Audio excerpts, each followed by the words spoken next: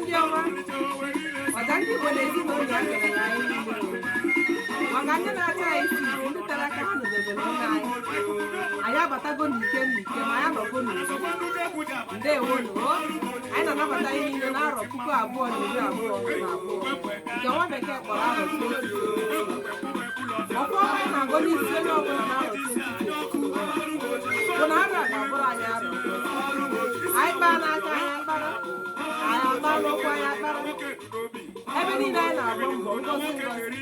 ọkpụkpụ na mbata anyị nchekwa nke amara Chineke ga-ezere anyị niile ka mmiri anyị wee na-adụkwa ọdụ nyere onye ọbụla otu okwu chọrọ ịtụpụrụ onye ọbụla n'arọ 2022 na onwekwa anyị anaghị ego e nwere ike ọ bụrụ na azụ niile ka anaghị ịfụta onwe ike onye na-enwe ezinụlọ ọma ọ bụrụ eziokwu na ana anaghị eme ọrụ bụ na ịkọnyebeghị ihe kwesịrị ime na ala ahụ ọ bụrụ na nke ị na-eme anaghị aga nwanne m nọgharịa ọnọdụ lelee ebe ọ ga-akara gị nke ka nke akara ahụ iji gị ụwa ịmara ihe ahụ ị na-emekarịta ọfụma ịmara ihe ahụ ọ na-abịa ihe eme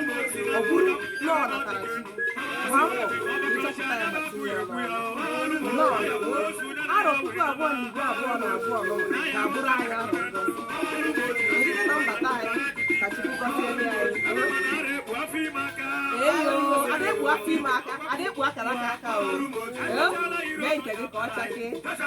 ga-anụ ndị ọma njem ọrụ ndewo Adaja ngwakene mbụ Maazị Meda ngwakene mbụ Maazị Kasi ngwakene mbụ ndewo maka anyị gbatalụ nọ